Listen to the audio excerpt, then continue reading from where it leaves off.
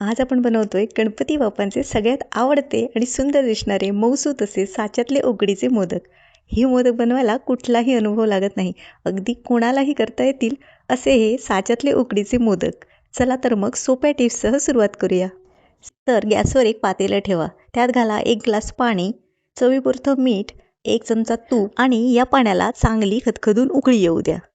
पाण्याला चांगली उकळी आली की त्यात घाला 1 ग्लास तांदळाचं पीठ. मी इथे 1 ग्लास पिठासाठी 1 ग्लास पाणी वापरलेले आहे.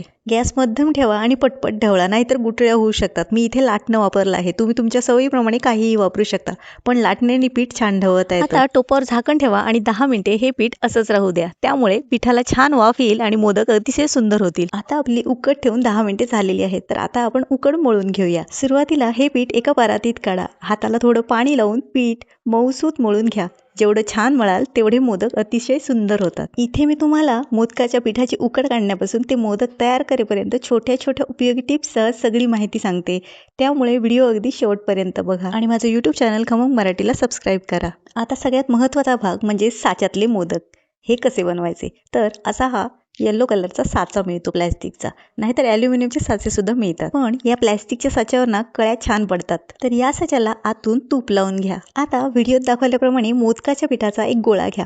जरा लांबट करून तो साच्यात घाला. बोटाला तूप लावून बोटाच्या साहाय्याने पीठ साच्यात हळूवारपणे गोल पसरवा. आणि हे करत असताना एक लक्षात ठेवा की पिठावर जर जास्त दाब दिला तर त्या मोदकाच्या कडा फाटू शकतात. मोदकाच्या साईड्स जरा पातळ होतील इतपत पसरवा. पीठ जाड ठेवलं तर मोदक चांगला लागत नाही, पण कुठेही कट पडू देऊ नका.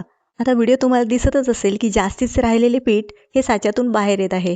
तर यातील थोडे पीठ काढून टाका आणि थोडे पीठ तसेच ठेवा. ते का ठेवले हे मी तुम्हाला नंतर सांगेन. आता यात सारण भरा. अगदी गच्च सारण भरू शकता, पण मोदक बंद करायला थोडीशी जागा ठेवा आणि साईडला उरलेलं पीठ आत दुमडून मोदक नीट बंद करा. काही जण वरून वेगळं पीठ लावून मोदक बंद करतात, पण असं केल्यावर काय होतं, उकड काढताना तो भाग खालीच राहतो आणि मोदक खालून फुटतो. तर आपला अतिशय सुंदर, सुबक आणि सुरेख असा मोदक तयार आहे. बघा, अतिशय कमी वेळात किती सुंदर आणि सुरेख मोदक बनवून तयार होतात. रेसिपी आवडली असेल तर लाईक करा, शेअर करा आणि माझा यूट्यूब चॅनल खमंग मराठीला सबस्क्राईब करा. धन्यवाद.